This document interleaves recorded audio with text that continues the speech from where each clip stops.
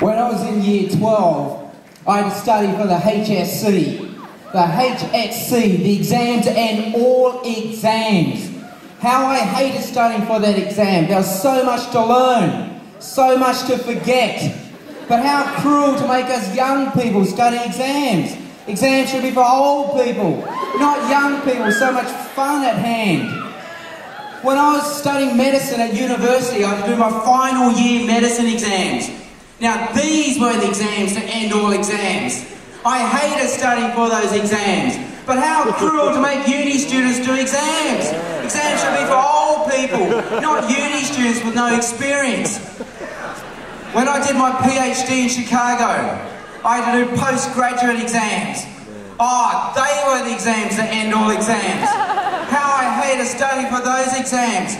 But how cruel to make us old people do exams. Exams should be for young people, not old people with leaky brains. Exams. We all have to do them, we all hate them, but we somehow survive. When I did my exams at uni, when I did medicine exams, I finally worked out the trick to exams. See, when you study for exams, everything you read goes into what the experts call short-term memory. It's only in there for a short term. And so the trick is to make sure the time between when you read something for the exam and when you do the exam is as short as possible.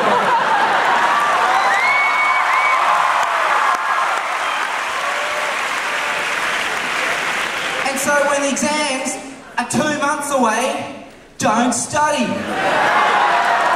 When the exams are 1 month away, don't study. When the exams are 2 weeks away, be strong. Hold your fire. Don't study. When the exam only days away, that's when you study. And you hit it. You read, cram. What is in the book in front of you? Bang, bang, bang, bang. It's got to go in your head. And the night before the exam, don't sleep. If you sleep, it disappears. On your way to the exam, don't talk to anyone. You talk to anyone, it comes out. It's gone forever.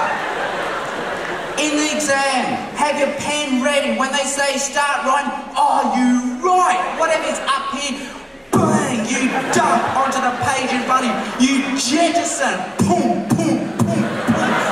Just enter your brain onto the paper. It doesn't have to make sense. The examiner will make sense of it. That's their job. That's what they're paid for. Don't do their job.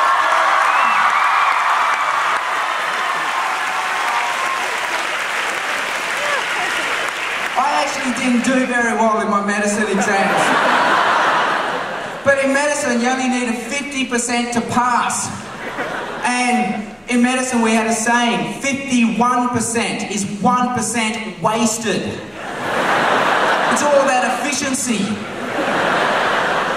Exams, we all have to do them, we all hate them, but we all somehow survive. But why do we study so much? Why do we work so hard? Maybe it's just the Asian thing to do. At my school, the Aussies all played rugby, and all the Asians, they did chess. In my school, rugby was compulsory. It was compulsory to play rugby. Yet somehow all the Asians managed to have a note from their doctor saying they were too sick to play rugby. See, Aussies are good at sports. Asians are good at schoolwork. That's something to be proud about. You know, there's a joke that goes around, how do you know an Asian has broken into your home? Well, your dog's missing and your homework's been done for you.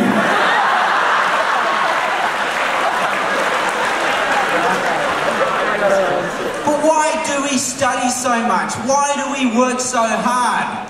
Well, I think deep down, any Aussie, any Asian will tell you we work hard, we study hard now, so that one day in the future we can be safe we can be secure, and we can be happy. See, it's an easy logic. You study hard, you get a good UAI. You get a good UAI, you go to uni, you get a degree, you get a job, you get some money, and then you're happy. It's an easy logic. It feels so right, it feels so wise. Well, tonight in the Bible reading, we just heard a story that Jesus told to warn us against that sort of logic, to warn us against that sort of thinking. I don't know if you followed the story, but Jesus told a story about a rich man. He was a farmer, and he struck it lucky. He planted some seeds and boom, he got a bumper crop. And he got more crop than he knew what to do with. And he said, well, okay, I'll just tear down my old small barns and I'll build bigger barns to store them, and now I can stop work. I can say, eat, drink, and be merry. But that night, God calls that man a fool. Now, that's the part of the story I just don't get. Why does God call this man a fool? He's done what you and I would do. He's worked hard. He's done what your Chinese parents tell you to do. Don't spend it, now save it. He's done what John Howard tells you to do. Have a retirement plan. So he's done what we would do. He's done what any Chinese would do. He's done what any Aussie would do. And yet God calls him a fool. Why? Well, to answer this question, we're going to have to rethink through that story, and I think there's 3 clues inside that story. And the clues come from what people in the story say. And the first clue is what the man said at the end of the story. At the end of the story, the man said, eat, drink, and be merry. The man says, eat, drink, and be merry. He says it to himself. He just wants to be happy. But what's wrong with that? Isn't that what we too would want? Isn't that why we work hard now, so that one day we can say, eat, drink, and be merry? Who here doesn't want to be happy? It's a rhetorical question. You know, when I was working as a doctor, as a junior doctor, one of the first operations I did all by myself was a leg amputation operation. Now, I've got to take you through a leg amputation operation because they don't show you this stuff on TV. They only show you the glamour operations. So the patient comes in, we put the patient asleep, okay, get the leg up, and I ask the nurse for a knife, a sharp knife, and you could do it. It is so easy. You get the knife and you just hack away. You just go around like ring barking a tree. You cut through the skin, then the muscle, then the nerves, and then the arteries, that pump, pump, pump, until you hit bone. Then you say the most sweet words you'll ever say to the nurse, the saw, give me the hacksaw. And then you get the hacksaw out, and this leg falls into your arms. And then a nurse stands at the end of the bed with a plastic bag, and you have to rugby pass the leg into the back. And that's when you wish you did rugby, not chess, in high school. And boom, whoompa, leg goes in the bag. But you know, don't grimace, it's all right. You know, we feel repulsed by that, but it's okay, because the patient's asleep. We have this thing called anesthesia. The patient's asleep. In fact, we've given the patient happy drugs. The patient is happy. He's loving it. He's loving the operation. But one time, I once operated in Africa, in a small hospital, very poor hospital in Africa, where we had no anesthesia, no happy drugs. So we had to operate on this man without anesthesia. We could only give him light sedation. And we had to do an abdominal operation, so we had to cut him open, belly open, guts hanging out. And this man started waking up from his light sedation. I know that because his arms started coming up. And he kept trying to push us away, and I had to push his arm away. So the whole operation, we'd operate trying to fight this man who was fighting us. That man was in pain. Now, which man would you rather have been, the happy man or the man in pain? See, we choose happiness over pain. If a dentist comes to you with a drill and says, would you like some anesthesia? You say yes. We choose to be happy. We don't want pain. We want to one day be able to say, eat, drink, and be merry.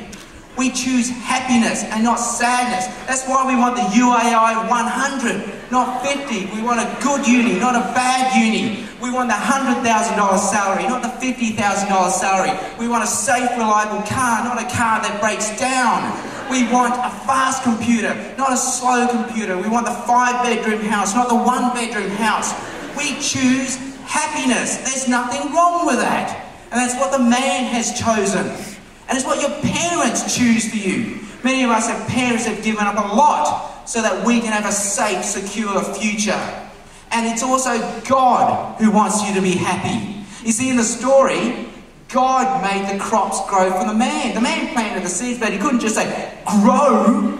God made the crops grow for him. And God has given you so many good things. A safe country, a good economy, education, health. God wants you to be happy. So if I want me to be happy, if my parents want me to be happy, if God wants me to be happy, what is wrong with what the man has done? All he's done is say, eat, drink, and be merry. Why does God call him a fool? Well, the answer comes in the second clue of the story. And the second clue is what Jesus says at the end of the story. Jesus at the end of the story says, he stored up riches for himself.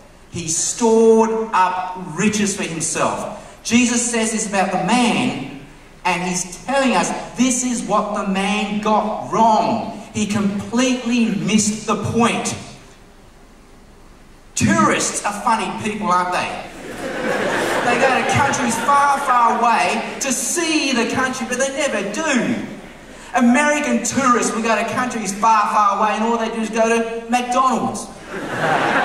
English tourists will go to countries far, far away and all they do is look for pubs and eat fish and chips. Chinese tourists, they do it even better. They get in a bus full of Chinese, talk Chinese the whole time. They go to Europe and they go to Chinese restaurants, eat the Chinese food in Europe, and they complain it's not as good as the Chinese food back home.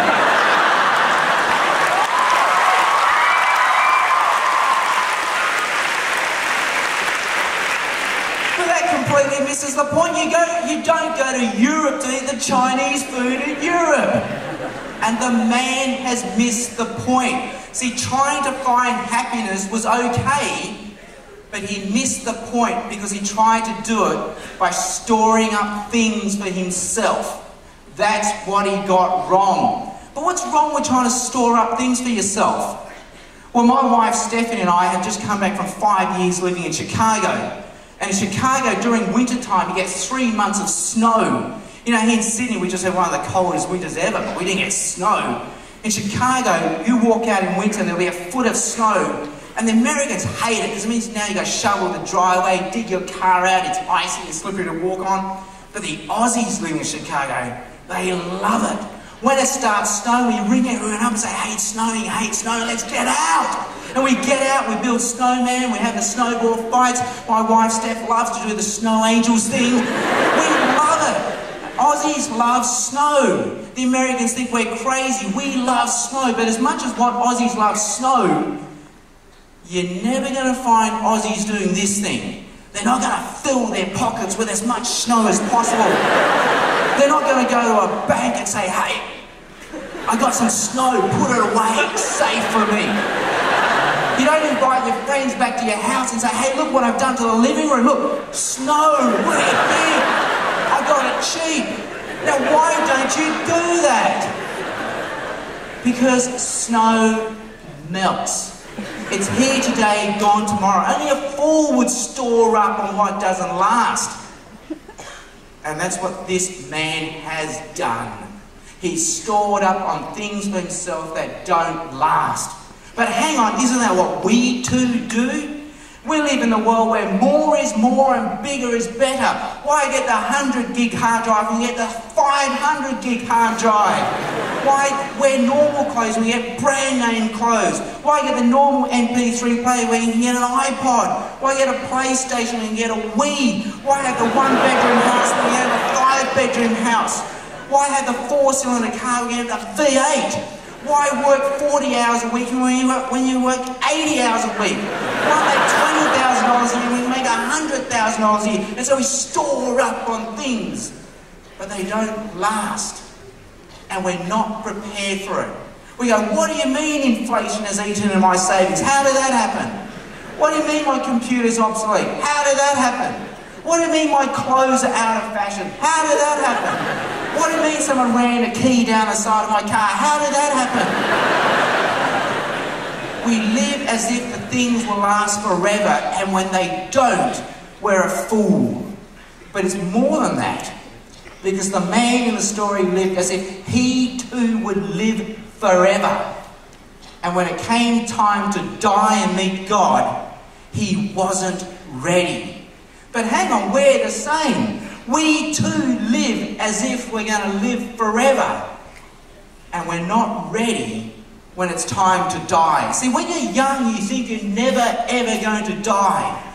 But I remember my first year after leaving high school, I had to go to the funeral service of my best friend in high school. He had died in a plane crash one year after high school.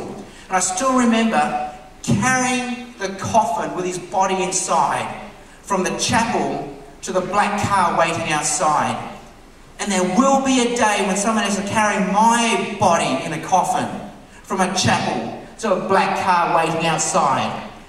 Death will unite all of us, and there will be a day when all of us have to stand before God. And on that day, you will have nothing. You will have no UAI.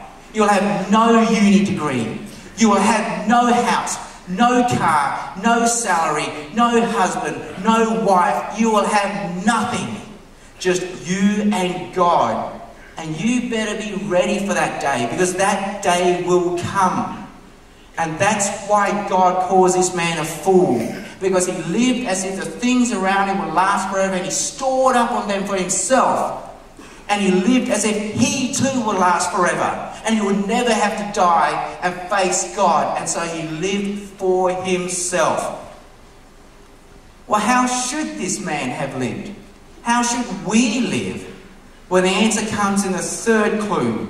And the third clue comes in the final saying of Jesus in that story. And he says it to us. And it's his command to us. And that is that we should be rich towards God. Jesus tells us that we are to live this life rich towards God. But what does that mean, to live rich towards God? People often ask me, what is the one thing I miss the most about living in America? And it's this. In America, all the restaurants have TV screens in them. And that means you can watch TV while you're having a restaurant dinner. That means you can take your girlfriend out to a romantic dinner and you can still watch TV. Everyone's happy. Why don't we have that in Australia? Anyway, so one time we were at a restaurant in America and we noticed that there was this big screen TV, huge, and they were showing this basketball game on it, and in front of it, sitting right in front of the big screen, was a couple, a guy and a girl. And the guy, oh, he had a hamburger in one hand, his mouth was, drool coming out of the corner of his mouth, drinking in the other hand, but he wasn't eating or drinking anything. His eyes were just glazed, watching the basketball game on the TV. Oh, he was so happy. But next to him was this girl, and she'd obviously gone to a lot of trouble for that night. She was in an elegant dress, she had the fancy shoes on, she'd done her hair. Oh, obviously a special night. She'd put a lot of effort into this night, and she was sitting there with her arms crossed, just going like this. She was rolling her eyes and just going. She obviously looked very unhappy to be there, which I couldn't understand because it was a very exciting basketball game. But then as I thought about it, I go, no, this is a tragedy I'm watching in front of my eyes, because this is a date night, this is a special night. He should be gazing into her eyes, she should be gazing into his eyes, he should be whispering sweet nothings into her ear, she should be whispering sweet nothings into his ear. In other words, the two of them should have been Relating. That's what they were there for. And that's the key to this life. God has made us to relate. We are built, created for relationships. Relationships at every level. We are created to relate with our family, with our friends, and ultimately with God. God is our God. God is our King. God is our shepherd. God is our friend. And the Bible often describes us as God is our bridegroom and we as the bride. We are to relate with God. And until we do that, we will not be happy, because that is what we've been created to do. To be rich towards God is to be in relationship with God. A few weeks ago, Steph, my wife, and I were tidying around the house. And I hate cleaning and tidying the house. And I got so sick of it. I said to her, "Hey Steph, is it alright if I just go surfing? I go and I surf and I come back a few hours later, you've done all the cleaning, and then we can just have dinner together. Is that alright?" And she gave me the "you can go if you want to" answer. Now for all you single guys out there without girlfriends, that sounds like a yes answer, doesn't it? For you guys with girlfriends or wives, you know, nah, that is a no answer disguised as a yes answer. Just go if you dare. That's what it's saying. So, I didn't go. Because I knew no matter how good a time I had surfing, when I came back, our relationship would have been all grumpy and messed up. And no matter what else happened that weekend, it would all be messed up. See, in life, if your relationships are out of whack, it doesn't matter what else happens, you will be miserable. And until you are right with God, you will find no happiness. It doesn't matter what UAI you get. It doesn't matter what uni you go to. It doesn't matter what job you get. It doesn't matter what you earn. It doesn't matter who you marry. It doesn't matter where you live, what car you drive. Until you are right with God, you will be out of whack. You will have no happiness. Well, how can I be right with God? How can I be rich towards God? Well, the answer is Jesus.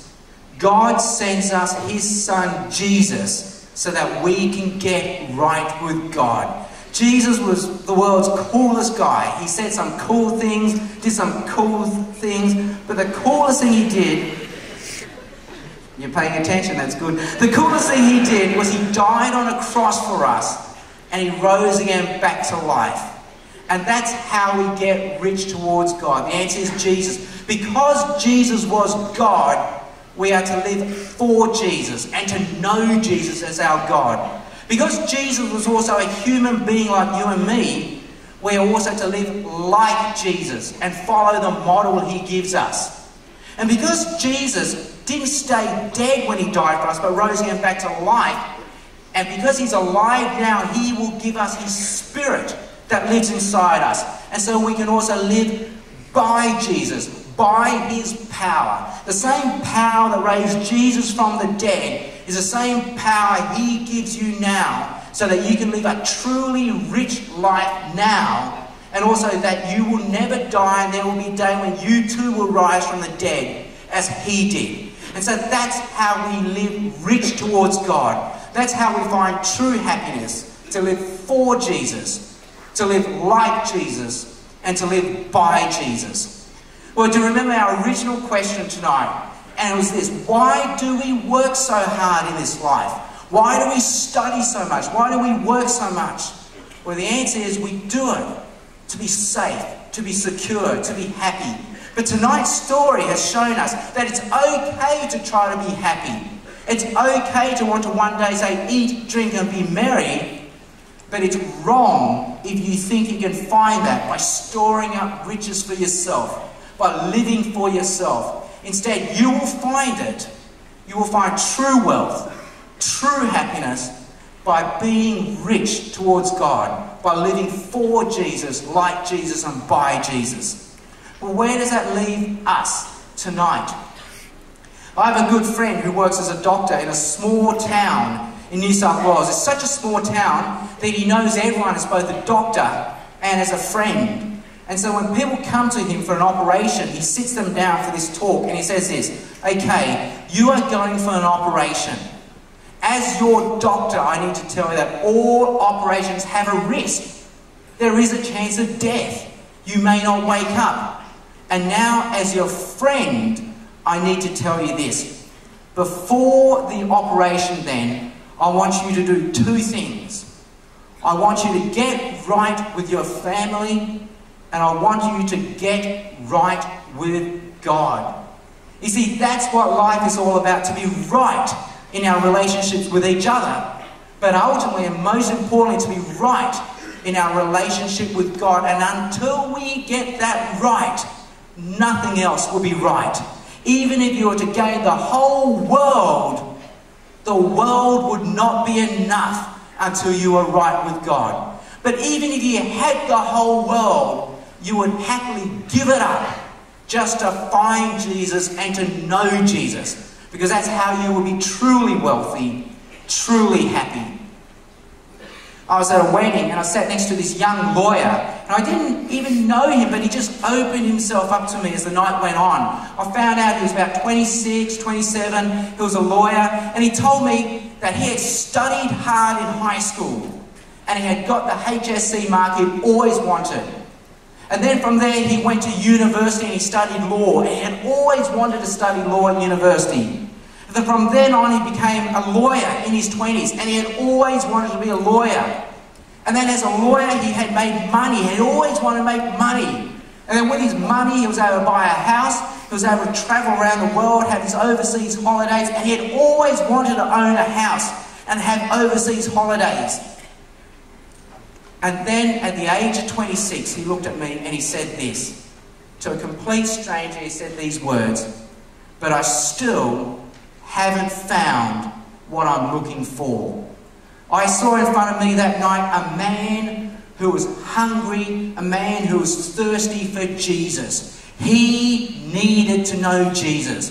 Have you ever seen the picture of a man crawling in the desert, thirsting for water, and he becomes so thirsty he actually drinks the sand around him? But the sand won't quench his thirst because it's not water. You and I hunger. We thirst to be right with God. We thirst to know Jesus. And we can try to fill that thirst with the things around us, but until we know Jesus, we will stay thirsty. I have another friend called Spiro. Spiro's in his 30s, but in his 20s, Spiro dabbled in some finance, in some investing, and he made so much money. He was set up for life in his 20s. He travelled around the world, had a great time, but he didn't know Jesus. Then in his 30s, a friend of him, he's introduced him to Jesus, and Spiro became a Christian. He knew Jesus and he gave his life to Jesus. Spiro tells me he sometimes sees Christians who say they've been Christians all their lives because they grew up in a Christian family. So they've known Jesus for as long as they can remember. Spiro says, you know what? When I look at those people, do you know what I do? When I look at these Christians who say they've known Jesus all their lives, do you know what I do? He said, I envy them.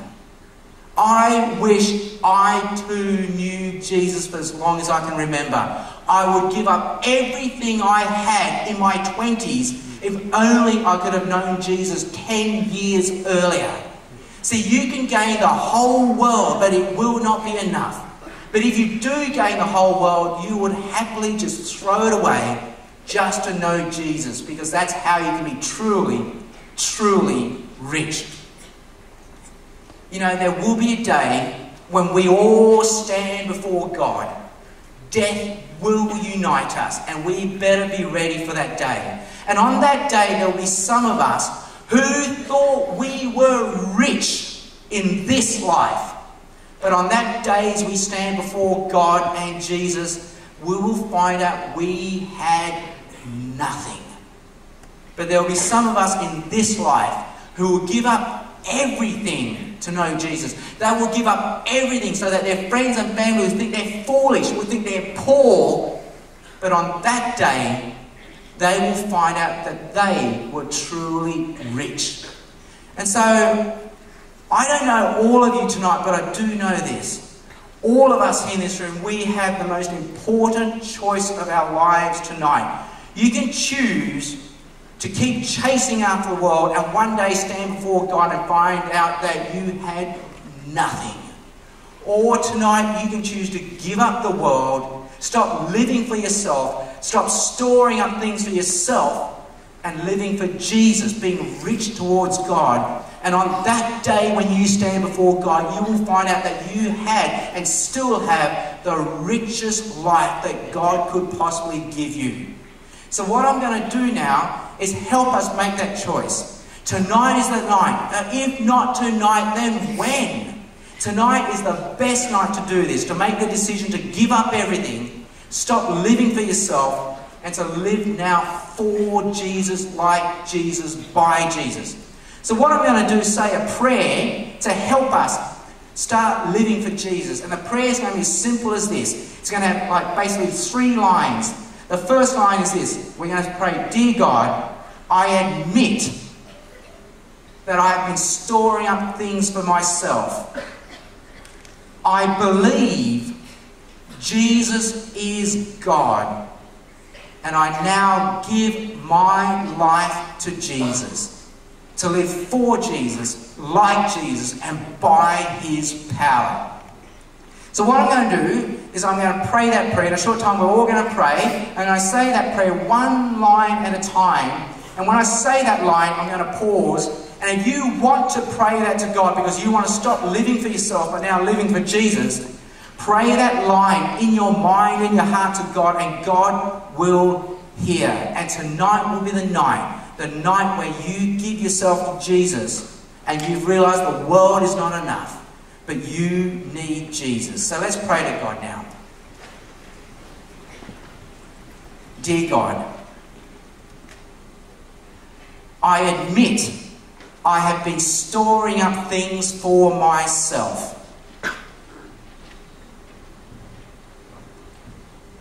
I believe Jesus is my God. I now give my life to Jesus. Amen.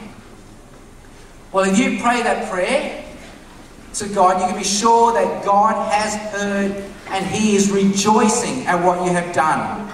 If you've also prayed that prayer, you have started a brand new day in a brand new life with Jesus. And so it's a new life. It's like you're a baby starting a new life. And so you're going to need some more information, you're going to need some help, and you're going to need some people to talk to help you in this new life. So what I'm going to do is I'm going to hand it back to Steve Chong, and he's going to help you through with that. Thank you, Sam.